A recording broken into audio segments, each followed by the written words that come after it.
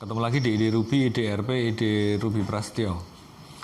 Visi pendidikan. Segala sesuatu harus dimulai dari visi, termasuk pendidikan.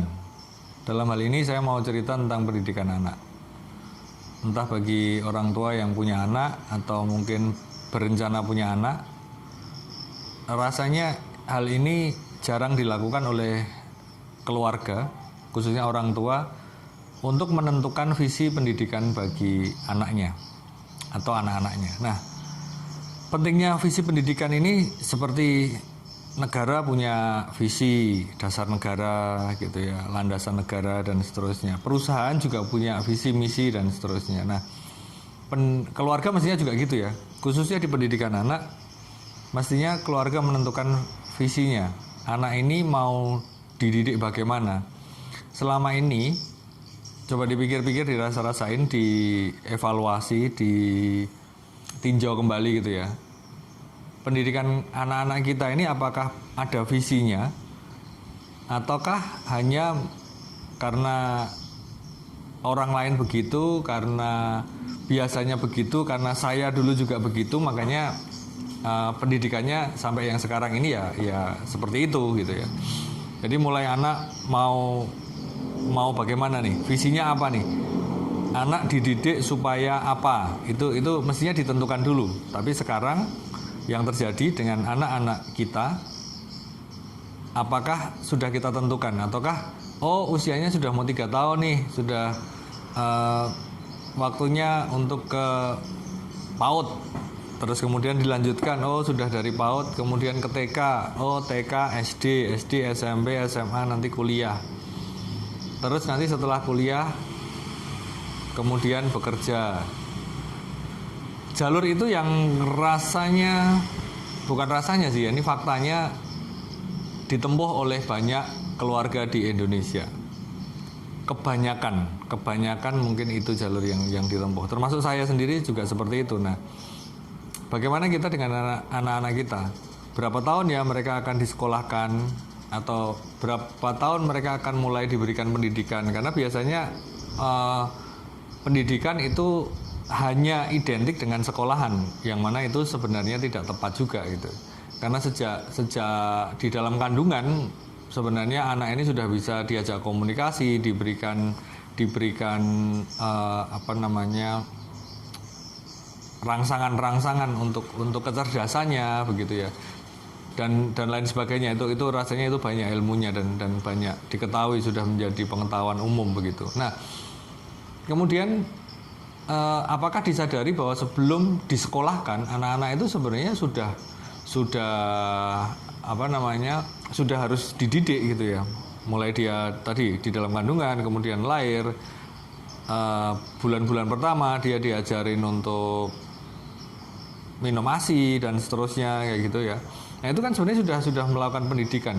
Kemudian diajak berkomunikasi, nanti diajarin terima kasih, diajarin bilang permisi kayak gitu ya.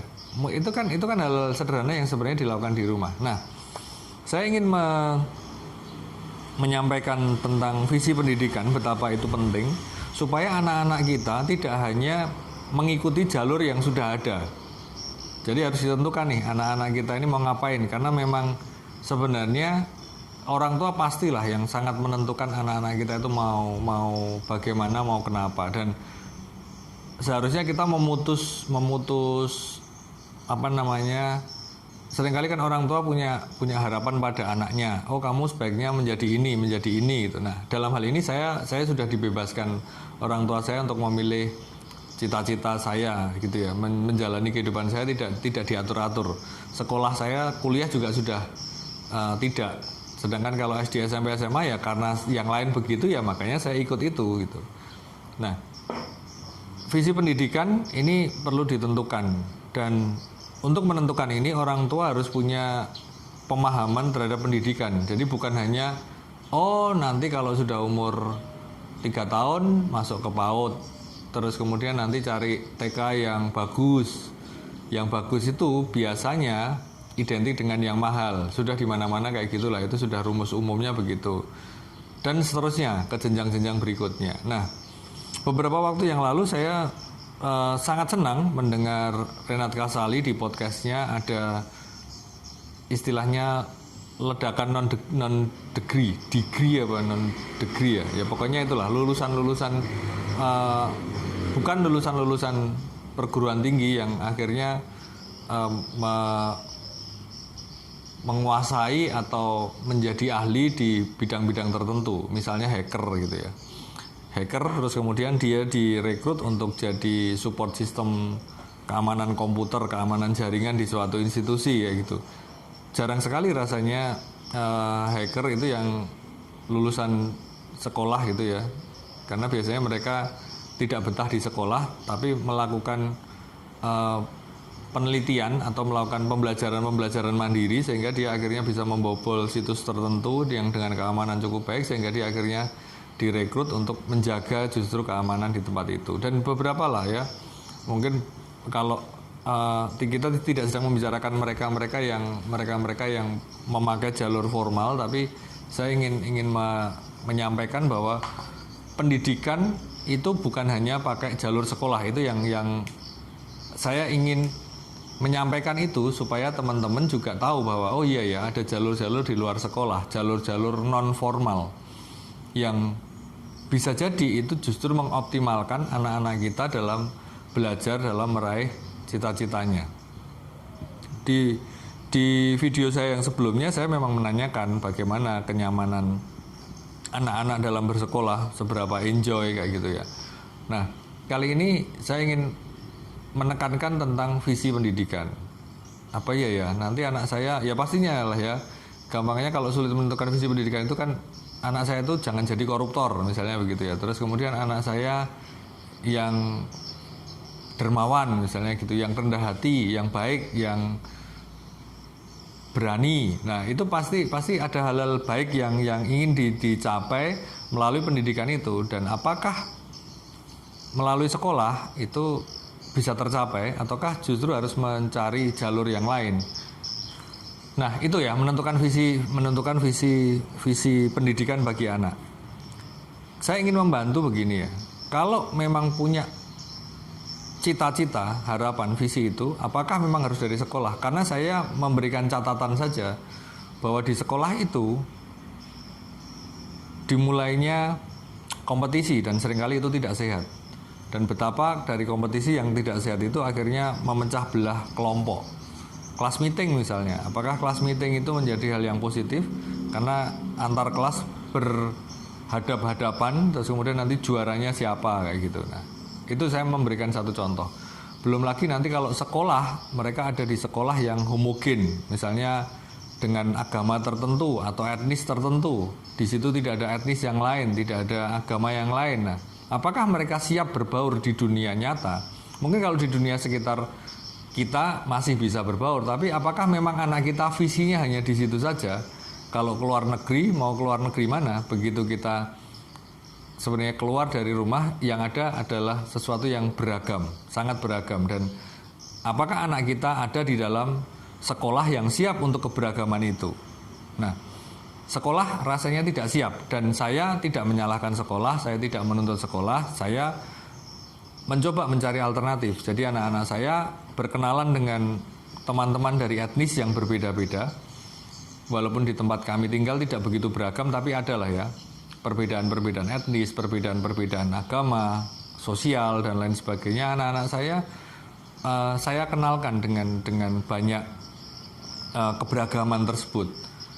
Nah, di sekolah rasanya teman-teman perlu meninjau lagi. Jadi jangan kaget kalau ternyata kok ada ya koruptor ya, dan kemudian ada koruptor yang kemudian minta maaf pada ibunya.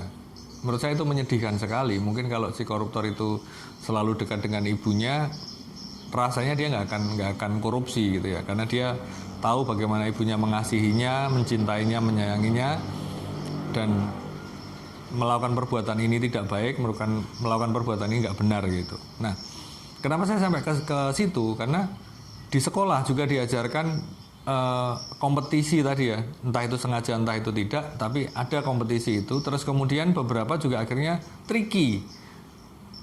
Mungkin nggak terus se ekstrim menghalalkan segala macam cara gitu, tapi ada cara-cara untuk diraih, misalnya ujian sih sekarang sebenarnya dengan Merdeka Belajar itu sudah sangat diubah gitu ya. Tapi apakah sekolah siap, apakah guru siap, apakah pemangku kebijakan, otoritas yang ada di sekitar pendidikan itu siap? Nah itu kan rasanya yang kita tidak perlu menuntut banyak. Oh sekolah harus begini, susah mengharapkan itu. Jadi mari kita mencari alternatif solusi untuk pendidikan anak-anak kita.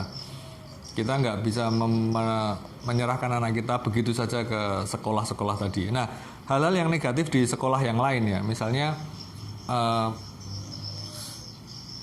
kelas yang bukan kelas 1, 2, 3, tapi artinya mereka-mereka yang pinter, mereka-mereka yang pandai di bidang tertentu gitu, pasti mereka akan menjadi kasta-kasta tertinggi dan itu akan mendapatkan posisinya di sekolah itu, dan itu yang menjadikan feodal rasanya. Jadi oh ini juara kelas, oh ini juara olahraga apa, oh ini juara kesenian apa gitu ya. Sehingga kita bisa lihat kenapa Indonesia yang 200 juta tidak bisa mengalahkan Jepang dalam hal sepak bola misalnya, dalam hal teknologi. Nah, karena mereka sudah ada di kasta yang mereka sudah di puncak hierarki, di puncak piramida, apalagi yang mau dicapai. Sudah nggak ada lagi, walaupun dia anak pinter ya udah pinter dari sekolah itu. Mungkin kalau dia dibandingkan diadu dengan sekolah lain belum tentu juga, karena memang tidak terbuka kesempatan untuk itu. Jadi akhirnya mereka-mereka yang sudah ada di kasta tertinggi di masing-masing sekolah itu ya sudah puas di situ dan tidak melampaui dari itu semua. Nah ini yang saya ingin sampaikan untuk menggugah kita mikir nih, anak kita ini apa ya bener ya disekolahkan kalau akhirnya hanya jadi segitu-segitu saja. Seringkali saya dulu mendengar wah makanya Indonesia nggak maju-maju begitu ya, dan saya tidak mau menjadi penghambat kemajuan itu. Mari kita membuat kemajuan yang baru dari Indonesia ini. Tidak mengharapkan pemerintah, tidak mengharapkan sekolah, tapi kita sendiri. Kalau keluarga punya pemikiran yang benar, pemikiran yang baik terhadap pendidikan anaknya, saya rasa ini akan menjadi kemajuan Indonesia yang dimulai dari keluarga. Bukan mengharapkan top down pemerintah melakukan ini itu, karena pemerintah itu dengan sistem demokrasi ini pasti ada yang setuju, mendukung, ada yang menolak, ingin menggulingkan, mengganti, itu selalu seperti itu. Nah, visi pendidikan saya memang melihat ini bukan sebagai satu langkah sprint gitu ya, tapi ini adalah langkah maraton. Ini bukan langkah cepat yang akhirnya oh ya nanti anak saya sudah bisa jadi menteri yang kompeten, gak korupsi gitu. Rasanya mungkin anak saya belum, mungkin cucu saya, mungkin anak dari cucu saya. Tapi bagaimana frame ini dibangun?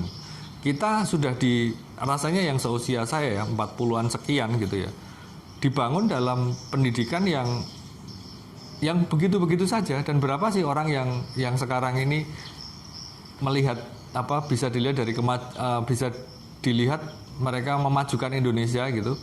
Mereka yang baik akhirnya gontok-gontokan, mereka beda partai, mereka saling menyerang gitu ya. Oh idenya ini bagus, langsung dikontras. Oh idenya ini nggak bagus kayak gitu. Terus kemudian oh ini mengabaikan ini, oh yang ini tidak peduli yang ini gitu. Selalu itu saja yang selama ini Indonesia nggak maju-maju itu karena itu. Dan bagaimana kita berperan, rasanya kita bisa berperan. Melalui apa? Melalui pendidikan. Kalau mau dibicarakan hal-hal yang lain mesti banyak ya, kesehatan lah, nanti ya spiritualitas gitu ya, beragama yang baik dan seterusnya. Tapi dengan pendidikan yang baik rasanya dia juga tentu akan semakin baik juga dalam menjaga kesehatannya. Terus kemudian dia juga akan baik dalam spiritualitasnya, bagaimana dia akan mengerti keberagaman sebagai keberagaman, tidak harus disatukan, yang berbeda itu nggak apa-apa, toleransi dan seterusnya. Itu adalah semangat yang kita munculkan dari keluarga kita, dari pendidikan anak-anak kita. Itu kalau kita punya pemikiran yang maju, yang baik, yang luas gitu ya. Bukan hanya nanti kamu kerja terus hidup baik hanya untuk dirinya sendiri. Saya merasa bahwa sekarang saya bekerja, berkarya ini ya cuman buat saya, keluarga saya. Apakah lingkungan saya merasakan manfaat saya ada? Hanya di tempat kerja saya saja mungkin saya bermanfaat. Nah, seandainya semua orang punya pemikiran yang luas, bagaimana berperan dalam kehidupan bermasyarakat, mestinya Indonesia ini akan lebih mengarah ke kemajuan, bukan mengarah ke perpecahan bahkan kemunduran begitu ya. Ya, saya rasa itu visi pendidikan tentukan, kemudian anak-anak kita ajari, kita berikan visi untuk mereka membangun bangsa ini, karena tidak hanya membangun keluarga tapi melalui keluarga ya, kemudian membangun bangsa ini ya, kemudian nanti sampai ke global, sampai ke seluruh dunia. Itu yang saya berharap dari setiap keluarga yang punya visi pendidikan yang benar, negara kita akan lebih mengarah pada kemajuan. Terima kasih dari saya, itu di IDRP, IDRP, Ruby Prasetyo.